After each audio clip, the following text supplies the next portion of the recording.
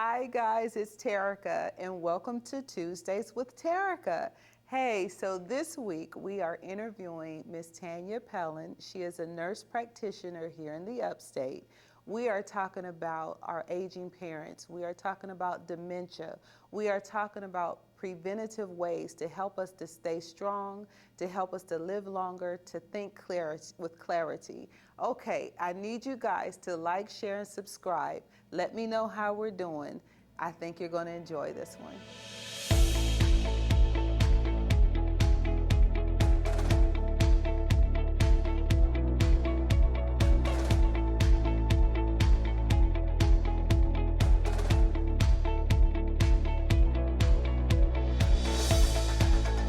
Hi everyone, I'm Terica Talbert and welcome to my YouTube channel, Tuesdays with Terica. So today we are speaking with Ms Tanya Pellin. She is a nurse practitioner here in the upstate. How are you, Ms Tanya? I am doing good. How are you? I am doing wonderful. Good. It is just so good to have you here with us just to share some information. For those of you who don't know, Ms. Tanya does a lot of things, and we're going to talk about that as we move forward. But she is such a joy, and she's got some great information that we're going to share with you. So, Ms. Tanya, when you started or just decided that you wanted to go into the medical field, did you always know that? I did not always know that. Originally, actually, I started out as an English major. Really? I did. And Wow. at that time, I really didn't have a clue what I wanted to do. Freshman year of college, just didn't know. So I chose English because I enjoyed it at that time. But then I thought about long term, you know, what would I want to do with an English degree? Right. And my mom, who is a nurse, she's always kind of nudged me to go into nursing. She knew you had that special touch. Yes. So after that, I switched to an exercise science major with the goal, not nursing, but close. I wanted to do a physical therapy, be a physical therapist. Okay. I can see that too. Yeah. So I finished the exercise science degree. There were some difficulties getting into PT school after that. Okay. There was like a 2-year waiting list at the time. Really? Yeah, at MUSC. So I didn't want to wait. So I said, okay, maybe I do want to be a nurse. So that's when I just kind of transferred into the nursing programs, started there with an associate's degree. Then I went and got my bachelor's, and now I have my master's in nursing. So I think that is so wonderful. I'm telling you, well, you know, I always tell you how proud I am of you because it's just awesome to see you. So in doing the nursing, there was another step that you had to take to get your nurse practitioner's license? yes, nurse practitioners are either master's degrees prepared or doctoral degree. So basically, I started out with associates in nursing, then got my bachelor's, and then my master's. Okay. So a total of about 6 years of nursing school to become a nurse practitioner. Wow. So in layman's terms, if someone is watching, or for some of our young people that may be looking, if you had to explain what a nurse practitioner is, how would you define that? Well, basically, we're known as advanced practice, mainly meaning we have a master's or doctorate degree. But nurse practitioners, they usually, we work along with doctors under their supervision. We can assess, diagnose, and treat chronic acute medical issues pretty much along with what a doctor could do. Great. There's some medicines that we aren't allowed to prescribe per the state regulations, but as far as assessing, diagnosing, and treating, we can pretty much do that and prescribe. I think that is so good. I'm so excited. So in specializing in this particular field, what would you consider to be your expertise or your field of choice? Because I'm sure just as a doctor, there's certain special areas that you can actually work in. So I specialize in family nurse practitioner, which means I could care for pediatric patients, the little babies, up to elderly. Okay. So pretty much the whole family. Okay. But my preference over the last 7 7 years has been adults mainly. I just I feel like I can relate to them better. And then I feel like there's areas to do a lot of teaching as far as the adults. So. And this is why we're having this episode, because a lot of baby boomers at this time are actually either caring for aging parents, and some of their children are aging, or are caring for them as they are aging. And so, in your experience, what do you see on a daily basis as far as the change in maybe your parent or grandparent? Because there are certain things that I'm sure we should be watchful of that we might not even be aware of. Yeah, well, I currently work mainly with geriatric population. So I see a lot of, like you said, the children are having to kind of switch roles with their parents, you know. We see, you mainly want to look out for, as we age, our memory can kind of change. And that kind of goes along with mental health, depression, anxiety related to, simple things like not being able to get around like they normally would, mobility issues. Financial issues tend to become a little more difficult for some as they age, especially those who had prepared for retirement. So those are some things you want to look out for, especially if you're in the home with them from day to day, just general safety. You know, just kind of getting around from here to there, making sure that basic needs are met. Because a lot of times we're thinking that they're taking their medicine, they're getting up, they're doing this, they're doing that, and they're not. You are so right. I think too, from just personal experience, it's one thing when you tend to see your parent or that loved one in your life, you see them as strong and healthy, and sometimes I think we can dismiss certain things because we see them one way and miss the fact that they're changing into someone else.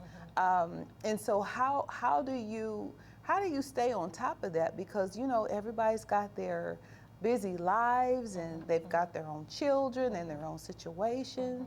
What would you kind of recommend that you do as an extra just to kind of make sure? First, I would say that it's hard to see that. I agree. You have to mainly be around, pay attention, make sure that they're keeping up to date with their doctor's appointments. There's simple screenings that they can do in a doctor's office just to kind of assess memory, just general questions. So just kind of having those things done and just being there, kind of watching what they do. So regardless as to how busy your schedules are, you still got to take time to be able to know what's going on. Because I know my dad, he passed away a few years ago, but he was diagnosed with dementia. But I remember he came to Greenville to visit, and my dad was like excellent in travel. He could go anywhere and find his way. He just kind of had a sixth sense kind of thing. And we lived down the street from a AAA, and he kept passing the street. He kept passing the street. It was like he couldn't grab his bearing. And so I remember telling family, something is wrong. And because I lived here, he lived in Ohio, but that one incident allowed me to know that something was different in him. It wasn't until 5 years later that he was diagnosed. Oh, wow. And I'm wondering, had he been diagnosed and he never told us? So I think it's important too, would you say that you need to sometimes go to the doctor's appointment with them just to kind of make sure? Yeah, because like you said, I mean, he lived in another state. You could talk to him on the phone every day and still not know that some things are going on. It's better to be there, kind of face to face, kind of seeing for yourself. You have to. I am a believer in that. So with medications, well, let me kind of double back a bit. Since I brought up the dementia type thing, I've seen it a little more prevalent lately.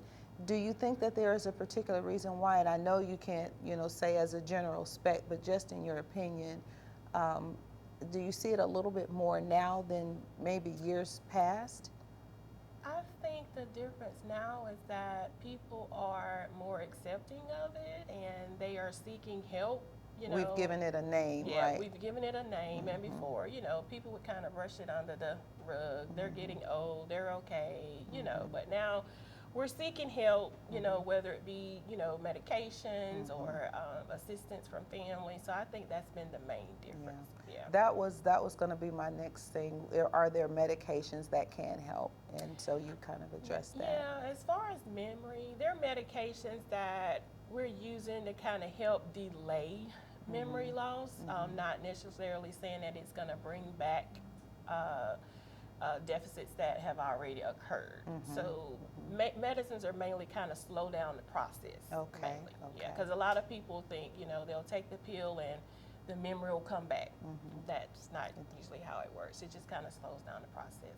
Okay. So what organizations or things that can we do as family members that are available to help us kind of navigate through the process? So mainly with what we've seen with a lot of the dementia patients, you just want to make sure that their basic needs are met. I mean, just simple things that you would normally take for granted. Right. Things as meals. In Greenville, in most cities they have the Meals on Wheels program. That is available to kind of help make sure they're getting the nutritious aspects taken care of. And usually you can just contact the website, the link, and talk to one of the client representatives and kind of get that ball rolling. Okay. Home health agencies. I mean, there are plenty of those in Greenville County. They have the certified medical assistants or the nursing aides available just to sit, if they just need companionship. Some of those are able or qualified to help with medications, make sure they get back and forth to doctor's appointments. That's great. Just kind of help with simple things like dressing, bathing, those home health agencies are available. There are plenty of them across Greenville, I'm sure. I think that is that's really good and helpful information because a lot of times people don't really know where to start and they feel kind of like they're out in this big sea or ocean by themselves and not realizing that there are people that can help. There are people that are knowledgeable that can really help and lead them in the direction that they're needing. So we have kind of specified the dementia, but is there anything else or any other specific disease that you see our geriatrics that are going through that maybe we should be mindful of? Just like most of our population, hypertension, diabetes, I mean, they're very prevalent, not just in geriatric, but it kind of starts early on. Yes, and usually carries on years later. But we see a lot of that. I mean, that's mostly what we see. Uncontrolled diabetes, uncontrolled hypertension, they lead to things such as heart attacks and strokes. So being able to educate our people at a young age, as far as changing your diet, eating right, low fat, low cholesterol, taking your blood pressure medicine, working out, drinking your water, all those things kind of help us prevent some of those chronic issues that can become debilitating as we get older, And I know that there's a lot of people who go to the to the gyms and they're doing all this excessive workout, but walking is really good for me. I mean, and I do that. I do go to the gym and I do excessive workout, but walking is really good, right? Yeah, getting your heart rate up, getting your heart pumping, getting the oxygen and blood moving. 30 minutes a day, 3 times a week, that's the minimum that most of us are asking for. But yeah, walking is good. That's a good start. So what she's saying is we can help ourselves. I know some of us are not in our 20s, 30s, and other ages. We're a little further along, but there are certain things that we can do to help ourselves, and that's why we're having the conversation. Yes, we want to be able to help our aging parents and our aging loved ones and those that are around us, but there's some things that we can do ahead of time so that we're not that one that may need that extra help. And we know that everything is done according to the Lord's will, but there's some things that we can do for ourselves, and that's what we want to specify today, just to share with you. Take accountability of yourself. Yes, yes. Okay, well, Ms. Tanya, there's something else that I want you to share with our viewers today. So, though you are this fabulous nurse practitioner, there's another little side business that you have. So would you like to share that with our viewers? Sure. I, a couple of years back, started a company called DriPros IV Hydration and Wellness. We basically provide IV hydration, vitamin services, vitamin boosts such as B12, vitamin D. We have some weight loss stuff that we're starting and that we're looking to expand on, but we're in Mauldin.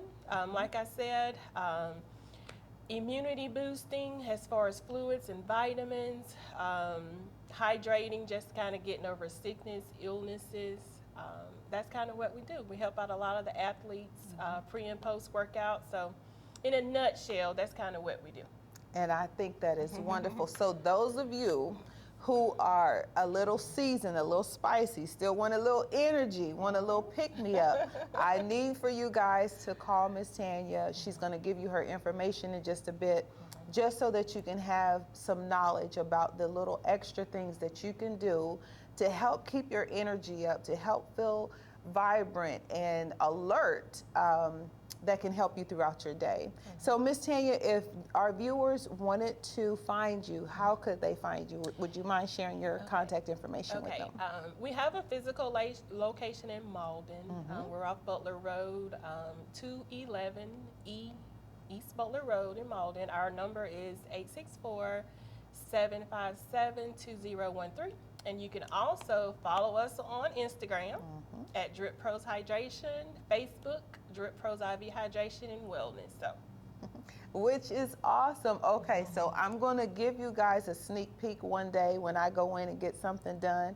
I'll do it on my own little phone and everything, just so that you can see that I am one that actually practice what I speak.